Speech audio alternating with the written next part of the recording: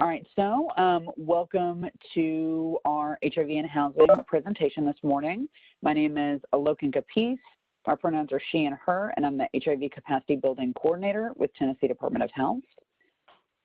I'm going to put my information in the chat box, and I know that there are a lot of different types of people in our training today, including EDs, development directors, housing staff, HIV staff on both the prevention and care side, housing staff that don't really do anything with HIV.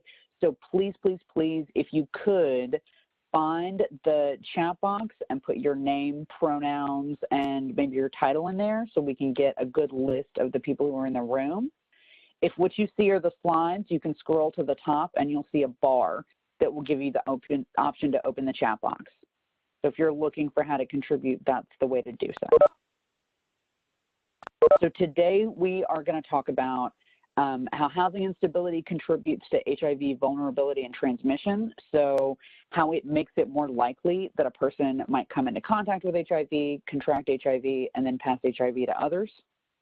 We are going to talk about the ways that housing instability affects HIV diagnosis, so when and how long it takes a person who has contracted HIV to learn that that's the case.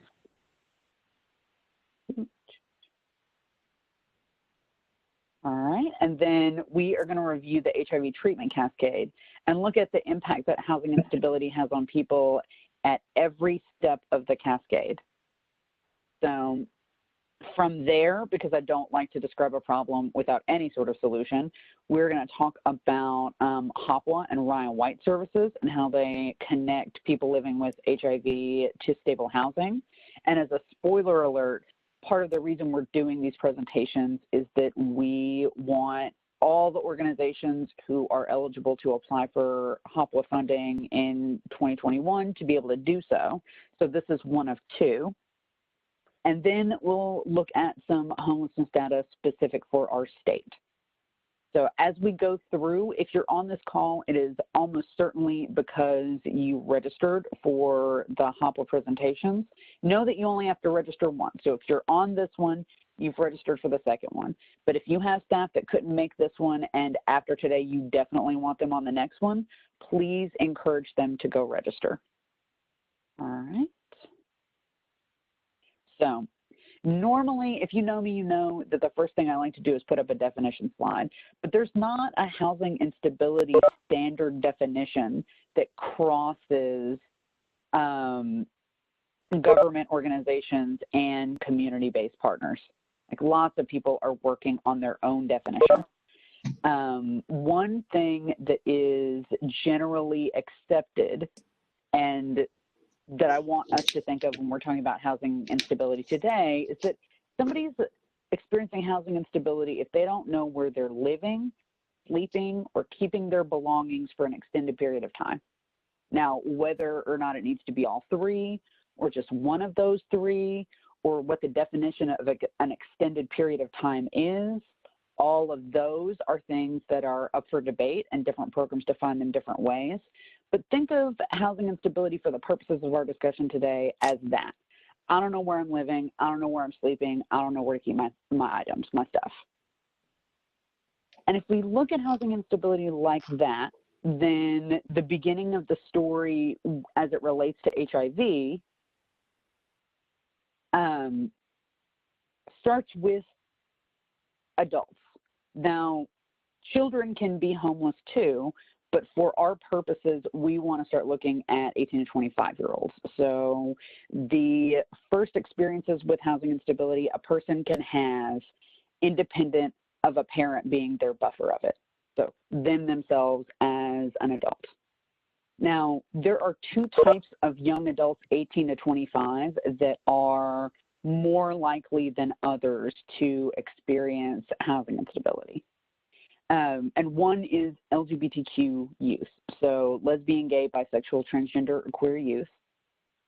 We know that LGBTQ youth represent about 7% of the overall population of American youth, but when you look at American homeless youth, 40% are LGBT, so they are much more represented in homelessness and housing instability than non-LGBTQ youth.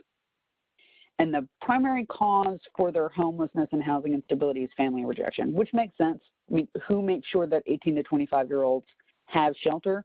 Usually their parents or other family members. But in this case, parents and other family members are not ensuring that these young adults have shelter.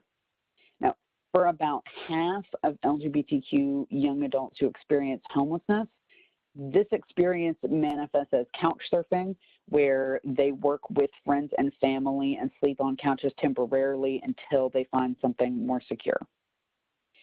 For the other half, it is more than that. And then one other thing we know looking at this population, specifically LGBTQ homeless youth, is that about half of them already have experiences before they turn 18, which changes how they look at homelessness, changes how they look at shelter, and shapes how easy or difficult it is going to be to pair them with whatever local service is available. And then if 1 out of 10 LGBTQ American young adults will experience housing insecurity, that's about 10%. We know that about 33% of Latinx LGBTQ youth and about 83% of African American LGBTQ youth will experience housing instability. So very quickly, like 10% is too many, but then 33 and 83%, we can see that race and ethnicity is a huge part of what's going on here. And then the other type of young adult who is likely to experience housing instability is the young adult who's already parenting. So the 18 or 25 to 25-year-old who has 1 or more young children. Now, parenting young adults are 200 times more likely than non-parenting young adults to experience housing instability. So being a parent and having the responsibility over young children is a significant part of this equation. It's also important to point out that parenting young adults some of them are also LGBTQ young adults. Like those populations overlap. It is possible to be a queer young adult and to also be a parenting young adult. And for parenting young adults, family rejection is also the primary cause, but the survival strategies that the young adult who is experiencing housing instability would normally turn to, like couch surfing and car sleeping, are more difficult for the young adult who has 1 or more young children. Sometimes they're impossible. And these young adults are less likely than their peers to easily access services that are meant to help with oppressive daily needs. Now, when you look at services specifically for homeless youth, there are actually more programs available for parenting youth that give them shelter than there are for LGBTQ youth or non-parenting youth. But when you look at programs that are less intensive than that, maybe that are there to supply food, case management, social services, they are much harder to access if you have a child with you. So we understand that there are certain types of young adults who are much more likely to experience housing instability than others. But now the second piece of that puzzle is to get that housing instability increases HIV risk. Unhoused young adults are more likely to engage in activities that result in HIV transmission. But you don't have to be young for that to be true. Recent homelessness or housing instability doubles a person's risk of HIV infection regardless of age. And even if the person has stable shelter, if all of their resources go to that and they still have to constantly address the oppressive daily needs, this means find some way to feed themselves every single day as if that's a brand new need. Find some way to secure hygiene supplies every day. Find some way to secure transportation every day. Just the oppressive daily needs is also enough to increase a person's HIV risk. Now, commonly, we think about sex in exchange for money, but for most people, sex is often in exchange for other things that are less significant than money, sometimes in exchange for shelter, food, transportation, or to prevent a crisis like a fight or losing where you're sleeping because of it. And so all of this makes it clear what's going on here in that our young adults when they're deciding what types of sex they're having. Even when housing instability isn't in the equation, it might be hard for them to turn down a partner or insist on protection or really negotiate the types of sex they want to have just because they're young. That can be difficult for adults of any age. But if they are also weighing critical needs like shelter or food, then they are often in situations where they're having types of sex that they wouldn't necessarily want to have, maybe not in the conditions they want to have it in, and also maybe using syringes for drug use and not doing that in the way that they would if they had everything else stable and together. And then specifically for LGBTQ youth, we know that even when we're placing these young adults with housing programs, they often need multiple placements and take longer to secure stable housing than other types of young people who are trying to access these services. So we know that certain types of young people are more likely to experience housing instability, and now we understand that housing instability and HIV risk go hand in hand. But then it's also the case that housing instability and delaying HIV testing are related. We know from a couple of studies specific to men who have sex with men living in urban areas that when men who have sex with men are experiencing housing instability, they are 15 times more likely to delay HIV testing than their stably housed peers. Those of us who work in prevention with gay, bisexual, and same-gender loving men know that HIV testing in gay and same-gender loving men's communities is often more frequent than it is when you're talking to the average straight man.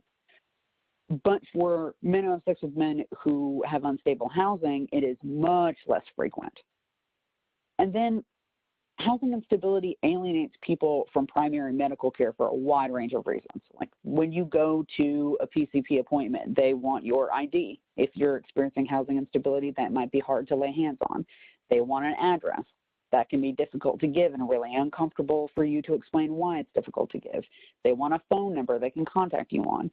Some people experiencing housing instability have a cell phone. That might be the one asset that they're holding on to. Some don't. And if you're experiencing housing instability, you might not be taking the steps to go to primary care in the first place because it's not high on your list of priorities. So there are a whole set of barriers.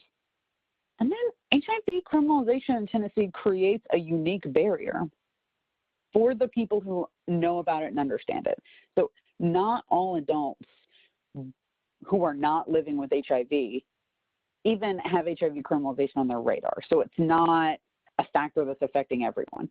But for those people who do have it on their radar and do know what it is, what they know is that it comes into play only after you get a positive HIV test. It doesn't apply to you if you have not gotten a positive HIV test. And it can turn things that are misdemeanors into felonies. And the types of misdemeanors that people who are experiencing housing instability are much more likely to get. The misdemeanors related to sleeping in your car or being in a public place really late at night or early in the morning, or loitering. Like those things are misdemeanors that if they are related to any sexual act or even perceived to be related to a sexual act can turn into felonies if the person who's accused is also living with HIV. So that creates a situation where the people who know that have an additional incentive to not get a test. All right. Now we are going to switch gears a couple of times in the presentation. And this is the first time because now we're going to switch gears and talk about the HIV care continuum. So I see that lots of people have put their name, pronouns, job titles in the chat, and thank you for that. But please, as you think of questions, feel free to go on and put them in the chat too. That way at the end, I'll have some to pull from. So, like I said, we're going to switch gears and talk about the continuum. And what we know is that being diagnosed with HIV is just the first step on a multi-step process that leads to a person being able to live with HIV and look and feel fine, not worry about it as an issue because they've achieved viral suppression. But housing instability affects people on each stage of this process in a unique way and in a negative way.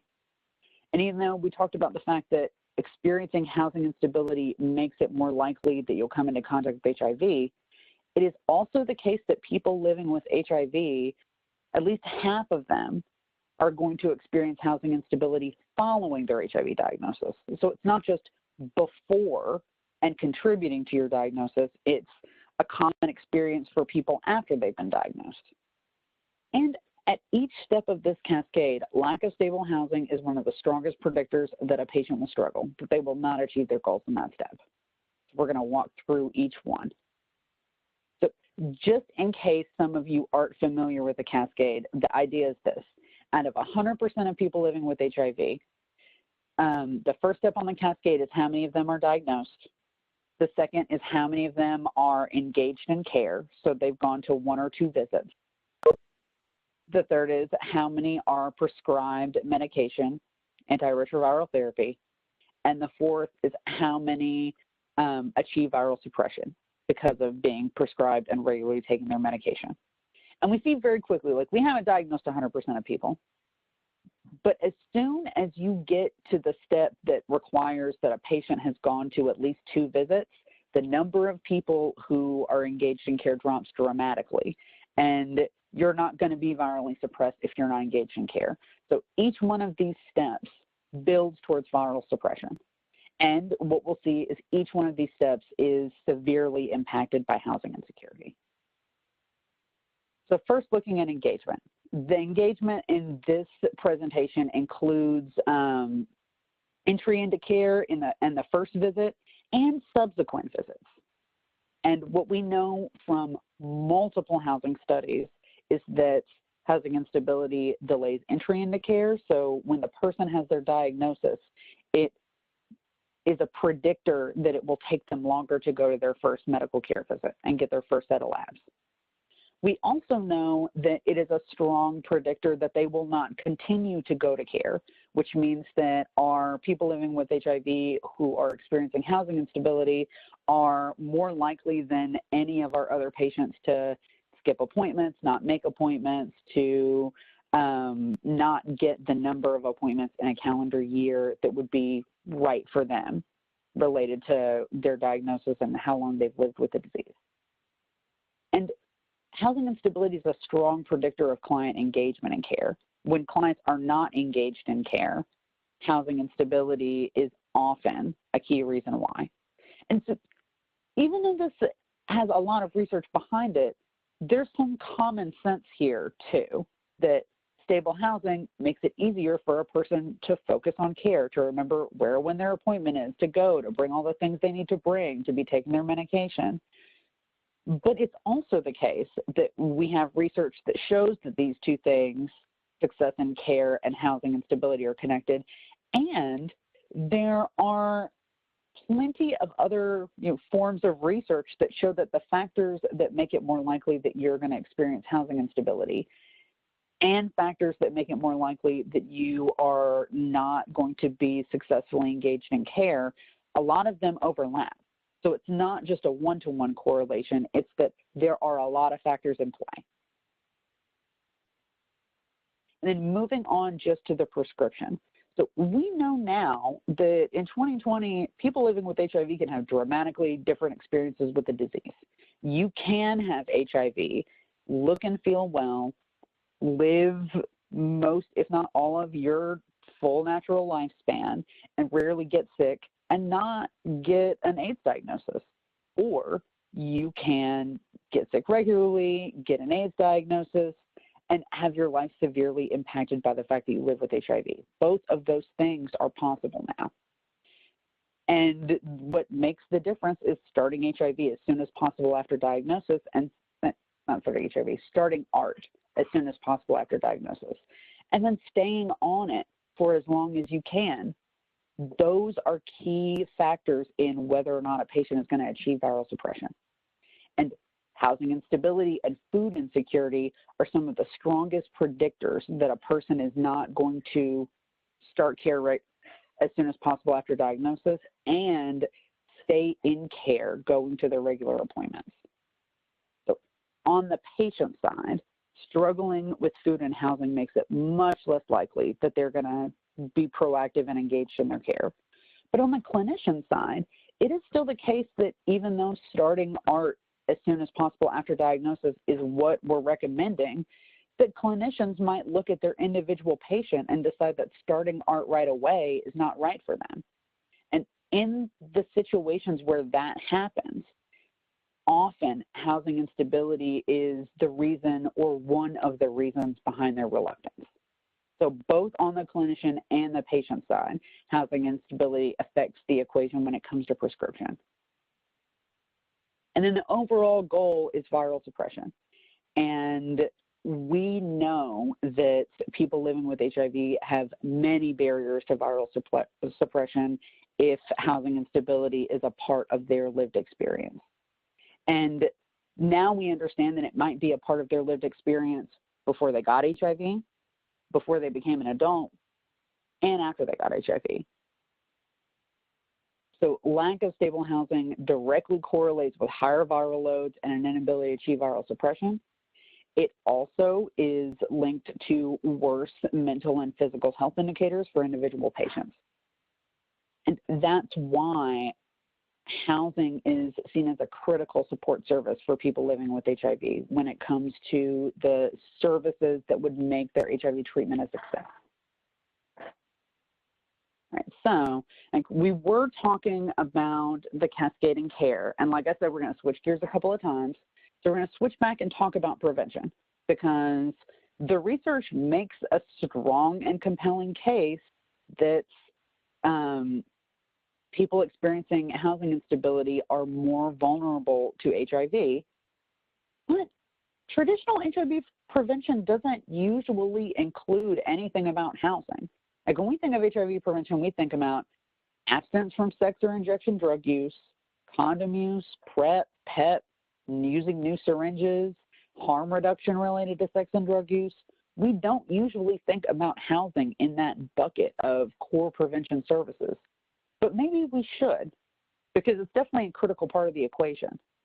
And it is not always normal for the HIV prevention program staff to assess the housing needs of the clients that they're serving. Often, when you talk to HIV prevention staff like testers or condom distributors or PrEP navigators, that's seen as drilling down a little too deeply. But maybe it shouldn't be. It might be the case that assessing the housing needs of clients is actually a critical prevention activity if we look at the research. And then HIV prevention programs don't always have strong relationships with housing programs or housing programs that match the types of clients they're serving in prevention. But it would be a good thing if they did. Strong referrals to housing providers would increase their positive prevention outcomes. So now we're going to switch gears again to look at HOPWA and Ryan White housing, so the services that can match a person living with HIV to housing. And please note that if you guys are throwing in questions, I don't see them, but I'm all about taking some questions if you guys want to ask them. So for people living with HIV, there are two types of programs where they could get housing. One is HOPWA, which is through HUD, and the other is Ryan White Part B housing and EFA, which is through Ryan White Part B. So for HOPWA, there are a couple of different types of assistance. There's short-term rent, mortgage, and utility assistance, or STRUMU, facility-based transitional housing. There's tenant-based rental assistance, or TBRA. There's permanent housing placement and supportive services. And then for Ryan White Part B, there's housing assistance and emergency financial assistance. So we're going to talk about all of these smaller types of services. Before we go on, I want to make it very clear that Tennessee Department of Health's HOPWA program serves most but not all of the state. So all of the regions on this map that are colored, the non-gray regions, are regions where Tennessee Department of Health has HOPWA programs and services, and where if TDH puts out a HOPWA grant, you can apply if you are in these regions. Now, if you're in the gray area around Davidson County or the gray area around Shelby County, these are metro areas and they have their own HOPWA grants, which are separate from Tennessee Department of Health and go through a separate process. I heard somebody unmute. I thought maybe I was going to get a question, but no, okay. And if you look at the recording of this presentation in the notes, you'll see the contacts for the Davidson area and the Shelby area related to HOPWA. But if you all want me to, I can put them in the chat when we're through the presentation as well. Now, for HOPWA programs, short-term mortgage and utility assistance, or STRUMU, will give a client up to 21 weeks of rent, mortgage, and or utility assistance. TBRA, that tenant-based rental assistance, is a rental assistance that's designed to help a client pay monthly rent. It does not include utility assistance. It's not mortgage. Supportive services include non-housing related things that your housing clients might need to be able to get back on their feet. So non-medical case management, education, employment assistance, legal services, transportation, et cetera, et cetera, et cetera. HOPWA's permanent housing placement, and will pay security deposits, utility deposits, application fees, and other costs of getting into new housing. And then transitional or short-term will pay emergency costs to put a client up in a hotel or a motel. And it's supposed to come into play when you've got a plan to transition that client to something more permanent than a couple of nights. And then when we look at Ryan White Part B housing assistance, while HOPWA goes through HUD, Ryan White Part B housing assistance and EFA starts at HRSA. And those funds move from HRSA to the state of Tennessee. And some of them go into Shelby County, and the programs there are Friends for Life and Hope House. Some of them go to Metro Nashville, and the programs there are SEMPA, Choice Health Network and Positively Living, Nashville Cares, Frontier Health Streetworks, and West Tennessee Legal Services. And this information, along with the HOPWA information, are available on the Tennessee Department of Health website. Now, for Ryan White housing and EFA, the common features of both housing assistance and emergency financial assistance are that they must be funds of last resort. The provider must have a plan in place for the client to secure more stable support than what they provide. And the support they're providing is temporary, and it has both annual and lifetime limits. Now, specifically for housing assistance under Ryan White includes emergency housing, short-term housing, and supportive services. So not STRUMU or TBRA or any of those programs. Those are all HOPWA.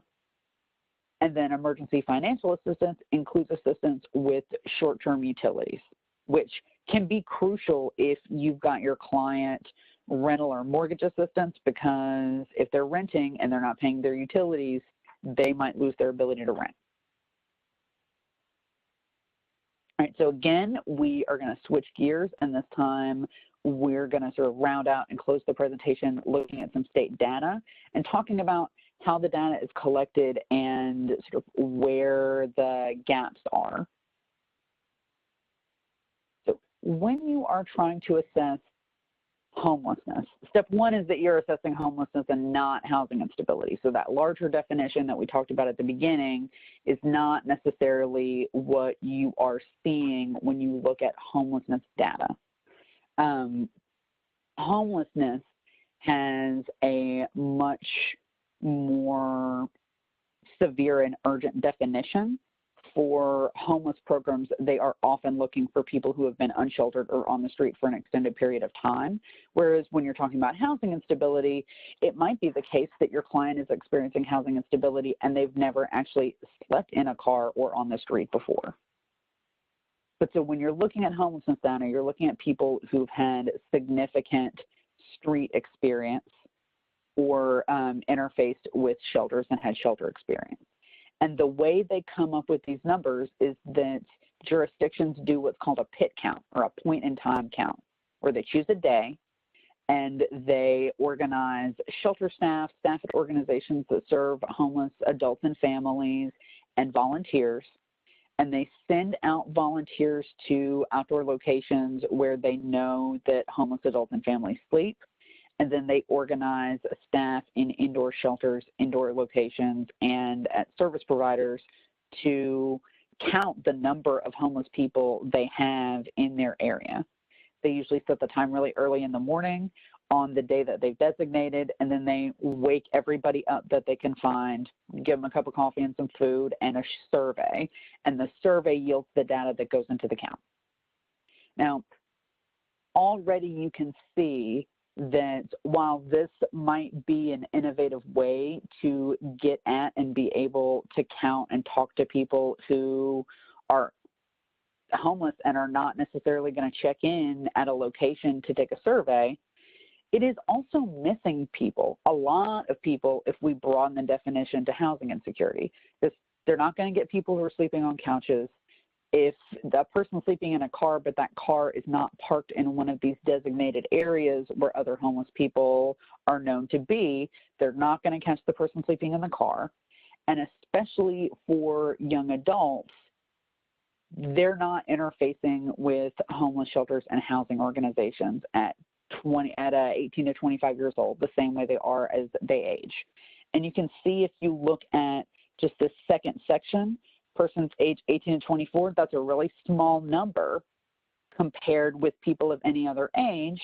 And the main reason is that they don't make it into this type of counting methodology. So a second type of count methodology that has been introduced in the last maybe 5 to 7 years is called the youth count. It can be done independently, but it is designed to be done alongside a pit count, where if the pit count happens on a certain day, the youth count also happens on the same day.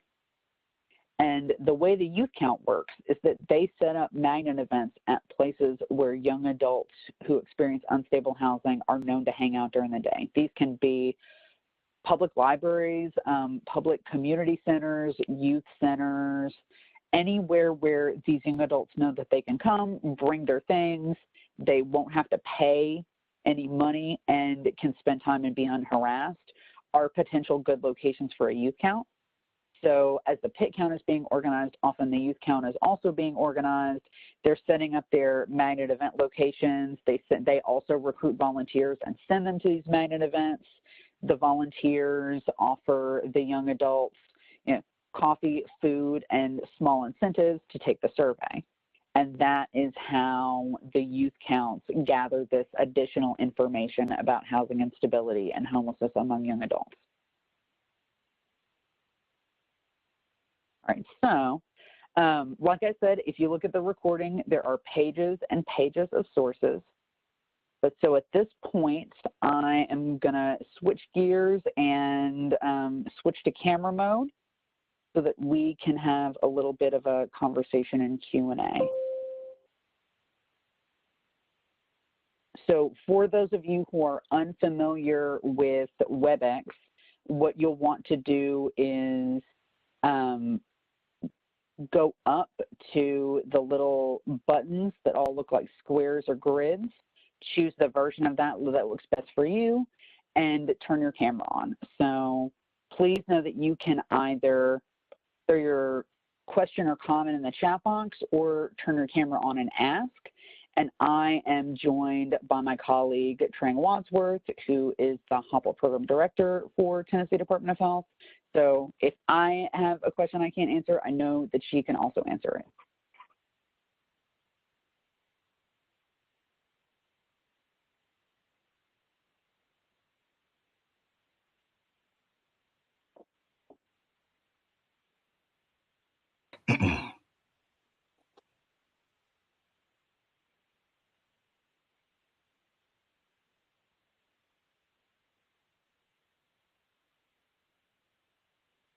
All right, you guys, don't jump all at once with your questions.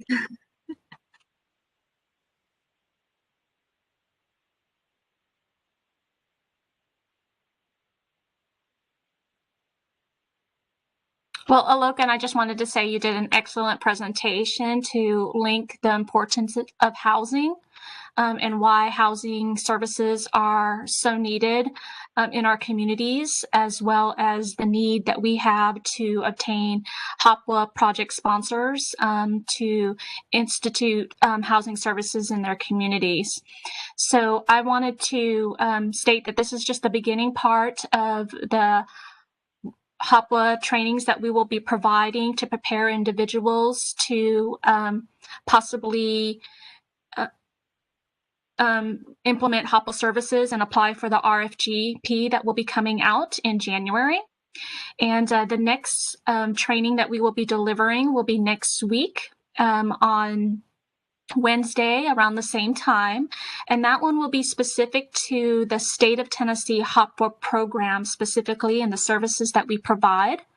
And we will go pretty intense in those specific services that we will be funding in an RFGP in January. And so I urge you, if your agency is interested in applying for the next RFGP, that you participate in this program so you guys can begin discussions to determine if you would be eligible to apply for the services for the HOPWA program. As well as if you're within the region that you would like to serve and determine which region you would like to apply for the HOPWA program. And also this presentation was extremely important to inform you guys that there is a difference between HOPWA housing versus Ryan White Part B housing. As you could see in the presentation, the Ryan White housing program is very limited. It does not offer the extent of housing services and needs that many of our clients need. It is definitely a very temporary service, and it's extremely limited and has lifetime caps. As for HOPWA, we provide a much more intensive service, much more array of services. HOPWA is to be utilized first prior to the use of Ryan White Part B housing. And so once again, I urge you guys to understand the linkage and understanding of how clients are affected if they are not in housing, the individuals that we are challenged with in getting housing for, and the purpose of why we are conducting HOPWA trainings at this time to prepare individuals for the RFGP. We definitely want to be able to inform you guys as much as we possibly can so that you could, we can convince you guys to apply for the HOPWA RFGP for state fiscal year 2022. Trang McCaw over at Christ Community asked, will the RFGP encompass Shelby County, or will the agencies have to apply for those dollars through the city of Memphis? And I already put in the chat box the link to Memphis HCD, which is the city of Memphis, and the Davidson link as well. Yeah, Logan, you're correct. The state of Tennessee is not funded to provide those regions of the state, and that award was given from HUD to MDHA, and that's a different city HOPWA program that is not affiliated with the state of Tennessee. And if you are interested, you will have to apply at MDHA when they do their RFGP. Okay, and I thought I saw a hand from Maria from Streetworks, but it looks like the hand is down now. Maria, feel free to unmute if you would like to. Yes, ma'am. Oh, yeah. I was wanting to know if you guys going to be sending out that PowerPoint? Oh, okay. So it is going to be available on the In This Endemic website. I'll put the link in the chat box. Okay, thank you.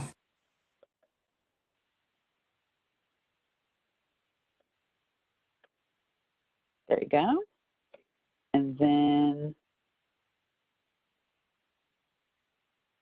all right, Makan, I don't know why the Memphis link is broken, but it is the SCIF part of Memphis Housing and Community Development. I wonder if, Okay, I see it. I'm going to put it again in the chat box. It looks like it works if you don't have parentheses around it. So there we go. And what else?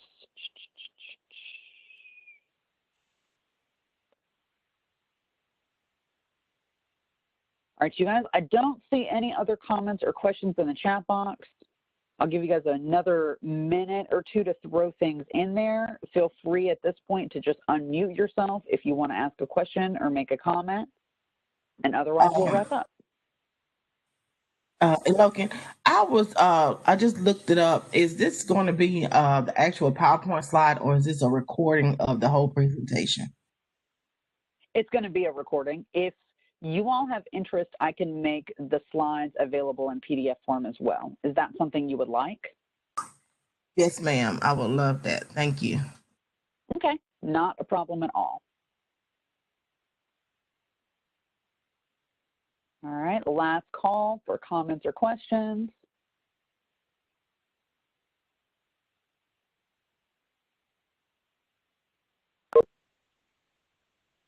All right, then we will wrap up. Thank you guys so much